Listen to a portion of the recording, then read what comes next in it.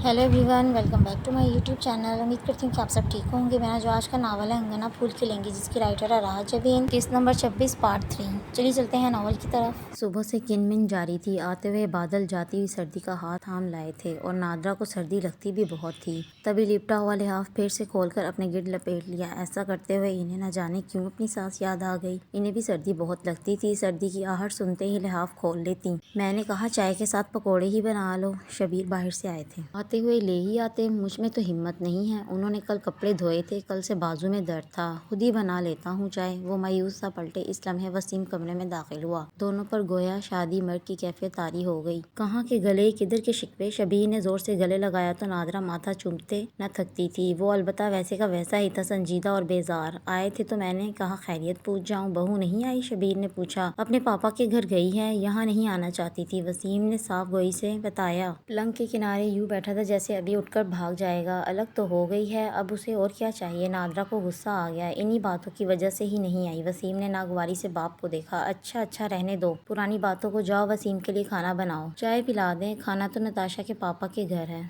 सामने इनका बेटा नहीं, पापा का दामाद बैठा था, जो लिहाफ खिसकाकर उठने को थी। हैरान होकर पूछने लगी, हमारे पास नहीं रुकोगे? माँ, अम्मा मिलने आ गया हूँ, काफ़ी है, मुझे बाकी के मामलात भी देखने हैं, यही तो नहीं बैठा रह सकता। कैसा दिल चीरने वाला लहजा था। माँ, यहाँ क्यों बैठोगे? अब तो वही तुम्हारे माँ बाप हैं, वही सगे हैं, वो गुलूगेर लहजे में कहती किचन में चली गई। इन्हीं तमाशों से नताशा चिढ़ती है, वो बड़बड़ाया। शबीर ने बेचैनी और इस तरह में पहलू बदला। चूल्हे पर चाय का पानी चढ़ाई। नादरा की आंखें बार बार छलकती रहीं। शबीर बात करने के लिए पर तोलते रहे। वसीम जल्दी जल्दी चाय जहर मार करता रहा। नताशा की बार बार कॉलें आती रहीं। नादरा टुकर टुकर बेटे का मुंह देखती। मैं मेहमान था, चंद लम्हों के लिए आया था, भागने को तैयार था। वो अपने मसाइल क्या बताए।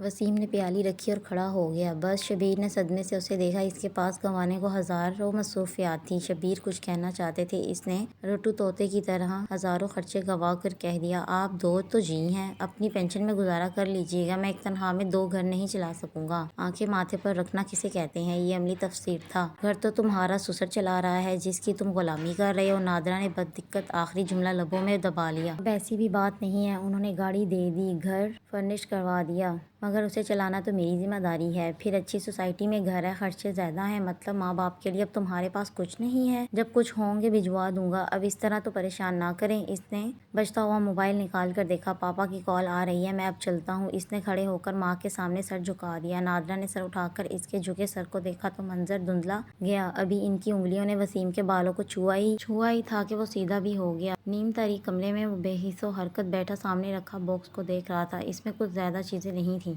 कुछ शायरी की किताबें जिन्हें बार बार पढ़ा गया था, कुछ डायरियां जिनके सफ़े सफ़ात इंच हुए थे, कुछ फूल और इनकी बासी खुशबू, मुरझाई हुई पत्तियां, शायद कुछ और भी था। बहुत से आंसू, अधूरे ख्वाब, चंद सिसकियां और सिसकियों में लिपटी जुदाई। फर्क ने यूं ही अक्ल में पुष्ट टकाई। मैं किसी ऐसे शख्स के साथ कैसे शादी कर सकती हूँ जिसके दिल में कोई और हो, जो अपनी साबका महबूबा को मुझे इसलिए मिलाने लाए कि वो मुझे तुम्हारे लिए पसंद करे। फर्क की आंखों की सतह गीली होने लगी। मोहब्बत सिर्फ इसके लिए ना मेहरबान क्यों थी? इस तरह मत करो। मुझे नहीं पता किसने तुम्हें क्या बताया, लेकिन मैं सब कुछ भूलकर पूरे खलूस से तुम्हारी तरफ पड़ा हूँ। वो कर्ब से कर लाया था। एक ऐसा शख्स जो अपनी साबका महबूबा के इंतजार में है कि कब वो अपने शोहर से तलाक लेकर इसके पास वापस आती है। सानिया ने कैसा खंजर खोंपा था, कैसा बदला लिया था, और इसने तुम्हारी शादी के बाद तलाक ले ली तो तुम क्या करोगे? अपनी बीवी को तलाक दे दोगे? लम्हों की गलतियां उम्रों में मुहित हो जाती हैं। मैं सारी जिंदगी इसी खौफ में नहीं गुजार सकती फर्क, इसलिए सब खत्म। हाँ, सब खत्म। वो बड़बड़ाया और आंखें बंद कर ली। इसके अंदर कोई गम और गुस्सा ना था, सुनाटा था, बस गहरा सुनाटा। अम्मी अब्बू वापस आ गए हैं, इसने यही सोचकर दरवाजा खोला था, फिर ठटक गई, घबरा गई। आप?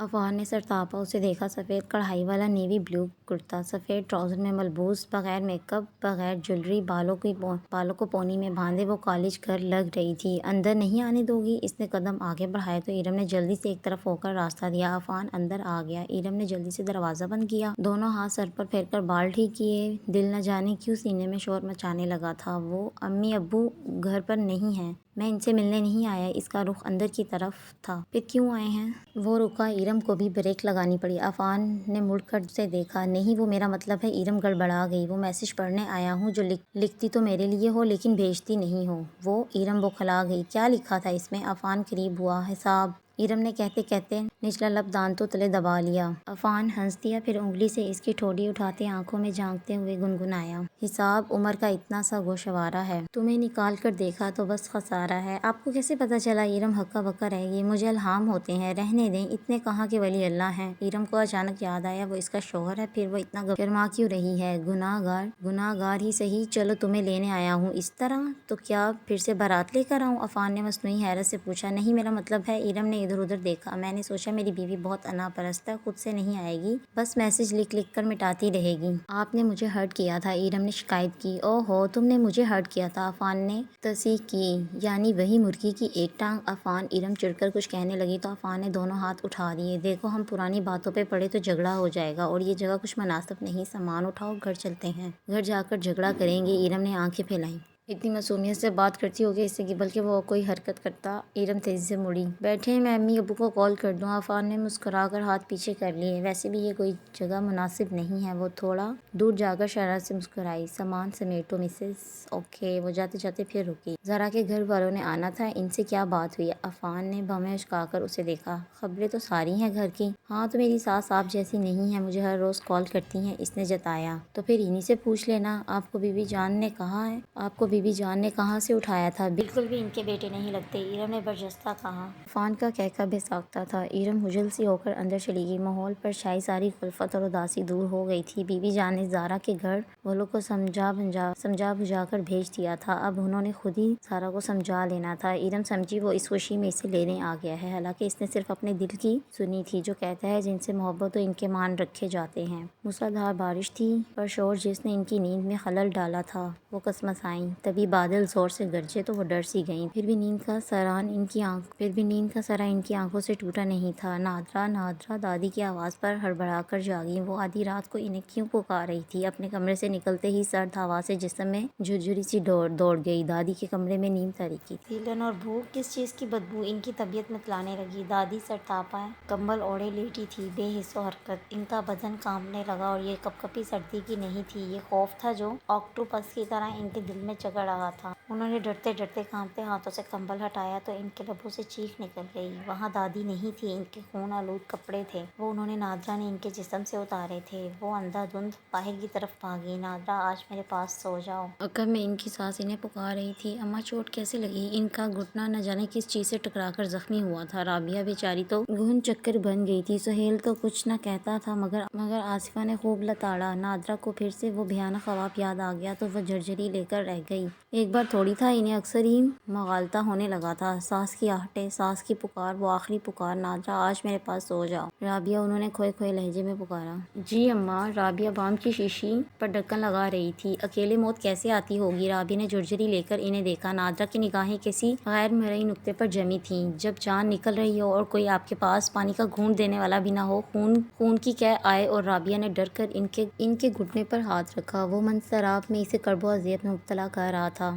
اس خوف کے ہاتھ وہ بار بار اٹھ کر آصفہ کو دیکھنے چلی جاتی۔ میں نے یہ بات کسی سے نہیں کہی۔ نادرا نے ادھر ادھر دیکھا، آواز سرگوشی میں ڈھل گئی۔ اماں نے کہا تھا میں ان کے پاس سو جاؤں، مجھے لگا تھا جیسے ان کا وقت رخصت ہے، لیکن پتہ نہیں کیوں میں نے ثانیہ سے کہتی ہوں کچھ دن آپ کے پاس آ کر رہ لے۔ میں کیسے رہ سکتی ہوں؟ عبید کا کیا ہوگا؟ ثانیہ نے سنتے ہی انکار کر دیا۔ رابعہ کو غصہ ہی آ گیا۔ عبید کوئی چھوٹا بچہ نہیں ہے جو مینج نہ کر سکے۔ شومئی قسمت عبید چونک کر دیکھنے لگا۔ رابعہ کسی بات پر اصرار کر رہی تھی اور ثانیہ انکار۔ کیا ہوا؟ کال بند ہونے پر عبید نے سرسری سا پوچھا۔ کچھ نہیں، اماں کے چوٹ لگ گئی ہے۔ رابعہ چاہ رہی تھی کہ میں کچھ دن وہاں رک جاؤں۔ ثانیہ نے بغور عبید کا چہرہ دیکھا۔ ہاں تو چلی جاؤ۔ نہیں، تمہیں مسئلہ ہوگا۔ نہیں ہوگا، انہیں تمہاری ضرورت ہے۔ کیسا نارمل انداز تھا۔ تم بھی ساتھ چلو، اس نے نہ جانے کیا سوچ کر کہہ دیا۔ میں؟ عبید نے اپنے سینے پر انگلی رکھتے حیرت سے اسے دیکھا، پھر ہنسنے لگا۔ تم تو سسرال میں رہی نہیں ہو، میں کیوں جا کر رہوں گا؟ ثانیہ جذبز ہو گئی۔ اسے ڈر تھا کہ اگر وہ چلی گئی تو عبید اپنے ماں باپ کے گھر ڈیرے ڈال لے گا، باقی سکھائی پڑھائی آسیہ اب پوری کر لے گی، تو پھر میں اماں کو کچھ دن یہاں لے کر آتی ہوں۔ اس نے کچھ سوچ کر حل نکالا۔ نہیں بھائی، ہماری پرائیویسی متاثر ہوگی۔ عبید ترنت جواب دیا۔ میں اپنے گھر میں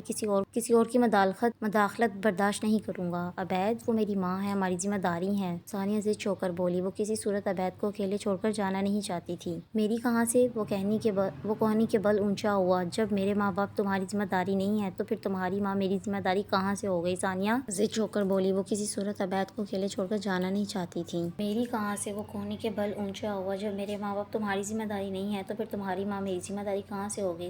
ثانیہ گنگ ہو گئی ہے اچھی رہی جب بیٹے ذمہ داری نہیں نبھاتے تو داماد کے پیچھے پڑ جاؤ۔ وہ بڑبڑا کر کروٹ بدل گیا۔ ثانیہ شوق سے اس کی پشت کھودتی رہی۔ اسے یقین ہی نہیں آ رہا تھا کہ یہ سب عبید نے کہا تھا، مگر جو کچھ کہا وہ بحث کر ہی نہیں سکتی تھی۔ اپنے میکے جاتے ہوئے اس نے ایک بار بھی سسرال میں جھانک کر اپنی ساس کی خیر و عافیت دریافت نہ کی تھی۔ وہ لب پینچ کر رہ گئی کہ سارے راستے تو خود ہی بند کیے تھے، جو کچھ وہ خود نہ کر سکی عبید کو اس لیے کیسے مجبور کر سکتی تھی۔ وہ بمشکل 2 دن ہی میکے رک سکی۔ اس کے نخرے ہی اتنے تھے کہ تیسرے دن شبیر نے خود ہی کہہ دیا کہ وہ اپنے گھر سدھارے۔ اسے مایوسی ہوئی جب پتہ چلا کہ ارم نے اپنے گھر جا چکی ہے۔ اسے خوشی ہوئی جب پتہ چلا کہ فرح کا رشتہ ہونے سے پہلے ہی ختم ہو گیا تھا۔ اسے تکلیف ہوتی تھی جب وہ دیوار کے اس پار عبید کے کہکے سنتی۔ ان لوگوں کو بھی عادت تھی خوشگوار شاموں میں چائے صحن میں بیٹھ کر پیتے تھے۔ لاشعوری طور پر منتظر رہتی عبید اسے بھی کال کر کے بلائے گا، مگر وہ بھی اپنی دھن کا پکا تمہارے لیے تمہارے رشتے، میرے لیے میرے رشتے پر ہی کاربند رہا۔ کبھی کبھی ثانیہ کو حیرت ہوتی تھی کہ عبید اتنا کیسے بدل گیا۔ اسے لگتا تھا کہ اس کی زندگی میں ایک روایتی رشتے کے سوا کچھ بھی نہیں بچا۔ زارا آپ؟ ارم کمرے سے باہر نکلی تو وہ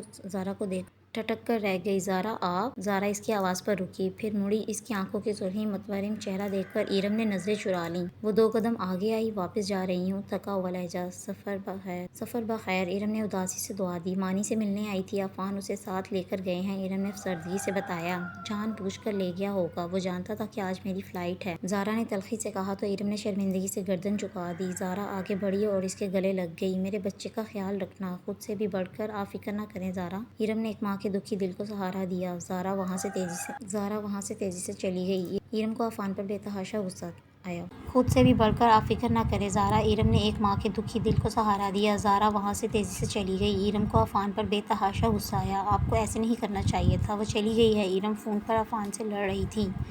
اچھی بات ہے، عفان نے اطمینان سے کہتے مانی کا جھولا تیزی سے گھمایا۔ ڈرائیو کرتی زارا کی آنکھوں کے آگے بار بار دھند چھا رہی تھی۔ دل پیچھے کو کھینچتا تھا، منزل آگے کو، اور راستے دھندلاتے جا رہے تھے۔ اس نے پورے گھر کو بڑی خوبصورتی سے سجایا تھا۔ کچھ تر و تازہ پھول، موم بتیاں، خوشبو، سیاہ ساڑی میں ملبوس اس نے خود کو بھی آج ایک نیا انداز دیا تھا۔ مجھے یقین ہے آج ہماری زندگی کا خوبصورت دن اور خوبصورت ترین رات ہوگی۔ وہ عبید کو سرپرائز دینا چاہتی تھی۔ آپس کی کھینچاتائی نے جو زندگی کو بیزار کر دیا، اسے ایک خوشگوار موڈ دینا چاہتی تھی۔ تبھی اس کا موبائل بول اٹھا۔ دوسری طرف نادرہ تھیں۔ تم گھر پر ہو؟ انہوں نے چھوٹتے ہی پوچھا۔ جی، وہ ٹھٹکی۔ دل بہت اداس ہو رہا تھا تو میں نے اور تمہارے ابا نے سوچا تم سے مل آتے ہیں۔ آج تمہاری شادی کی سالگرہ بھی ہے تو دعائیں دے آئیں گے۔ شادی کی سالگرہ فیملی کے ساتھ کون مناتا ہے؟ ہم بس نکلنے والے ہیں، کیک بھی لے کر آئیں گے۔ نادرہ کچھ زیادہ ہی خوشگوار موڈ میں تھی۔ اماں میری بات سنیں، دعائیں آپ فون پر بھی دے سکتی ہیں۔ کیا مطلب؟ مطلب ہماری اینیورسری ہے، عبید نے کہا ہم کھانا باہر کھائیں گے۔ ہمارا آج سارا دن پروگرام باہر دن گزارنے کا ہے۔ آپ زیادہ اداس ہو رہی ہیں تو رابعہ کی طرف ہو آئیں۔ ثانیہ نے انہیں مزید بات کرنے کا موقع ہی نہیں دیا اور کال کاٹ دی۔ اوف اماں بینا، ان بزرگوں کو ذرا سمجھ میں نہیں آتا کہ کہاں انٹری دینی ہے اور کہاں نہیں۔ اس نے بڑبڑاتے ہوئے عبید کا نمبر نکالا تاکہ معلوم ہو سکے وہ کب تک آئے گا۔ کال بیل ہونے لگی۔ اس کے لبوں پر دل فریب مسکراہٹ بکھر گئی۔ آج کا دن ہی ایسا تھا، موقع بھی تھا اور دستور بھی۔ وہ آج سارے فاصلے سمیٹ لے گی۔ اس نے دروازہ کھول دیا۔ سامنے سرخ گلابوں کا خوبصورت بڑا سا بوکے تھا۔ تمہیں یاد تھا؟ وہ کھلکھلائی۔ تم مجھے نہیں بھولتی، تم مجھے کبھی نہیں بھولتی۔ اس نے بوکے کے چہرے کے سامنے سے ہٹایا تو ثانیہ کی مسکراہٹ بجھ گئی۔ تم؟ ان کے سامنے کرسی پر ایک بڑی تصویر رکھی تھی، زبیر کی تصویر۔ آج نہ جانے کیسے وہ تصویر ان کے ہاتھ سے پھسل گئی تھی۔ اس کا کانچ تبھی چکنا چور ہو گیا تھا، شاید زارا کے دل کی طرح۔ زارا کہیں نہیں تھی، وہ جا چکی تھی، مگر اس کی آواز اب بھی کمرے کے کسی نہ کسی کونے میں سسکنے لگی تھی۔ میرا قصور صرف اتنا ہے بی بی جان کہ میں جب بھی آپ کے پاس آئی ہوں آپ کی بیٹی بن کر آئی، اور آپ اتنی خود غرض ہیں کہ ہمیشہ مجھ سے بیٹی ہونے کا خراج وصول کیا ہے۔ میں حق پر ہوں، مگر کوئی میرا ساتھ نہیں دیتا، کیونکہ آپ اچھی طرح جانتی ہیں کہ آپ کا بیٹا یہ کیس ہار جائے گا۔ ہاجرہ کا چہرہ آنسوؤں سے بھیگ گیا تھا۔ ایک بار پھر مایوس ہو کر جا رہی ہوں، لیکن یہ آخری بار ہے، اس کے بعد مجھے الزام مت دیجیے گا۔ ان کے موبائل پر کال آنے لگی۔ انہوں نے دونوں ہاتھوں سے چہرہ صاف کیا، خود کو سنبھال کر کال لی۔ وہ کال نہیں تھی، وہ بم تھا جو ان کے سر پر پھٹا۔ انہوں نے بے اختیار دل پر ہاتھ رکھا۔ عبید نے آج بہت شاپنگ کی تھی، وہ تھک گیا تھا آپس کے اس تناؤ سے، یہ کھینچا تانی ٹینشن۔ اسے لگا انہیں دوبارہ سے اس رشتے کو وقت دینے کی ضرورت ہے۔ زندگی ایسی بے رونق اور بیزار نہیں۔ آج کوئی اختلافی بات نہیں ہوگی، صرف ہماری بات ہوگی۔ اس نے خود کو سمجھا کر سب کچھ خریدا۔ وہ ثانیہ کو سرپرائز دینا چاہتا تھا، تبھی اس کے موبائل پر کال آنے لگی۔ ہیلو، اس نے مسکرا کر کال لی اور دوسری طرف کی بات سن کر اس کا رنگ اڑ گیا۔ میں نیکسٹ ایپیسوڈ جلدی اپلوڈ کروں گی. تب تک کے لیے اللہ حافظ, اپنا خیال رکھیے گا.